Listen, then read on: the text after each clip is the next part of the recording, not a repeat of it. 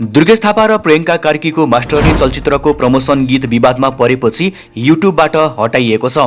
उक्त गीत रिलिज भए लगत्तै विवादमा परेको थियो। निवेदनमा दुर्गेश थापाको मास्टरनी नामक चलचित्रमा ताराबाजी लैलै नामको गीतमा समग्र शिक्षक, विशेष गरी महिला शिक्षक र शिक्षण पेशाप्रति नै अपमान हुने गरी अमर्यादित र संस्कृति भड्काउने खालको शब्द प्रयोग गरिएको भन्दै विवादमा परेको थियो।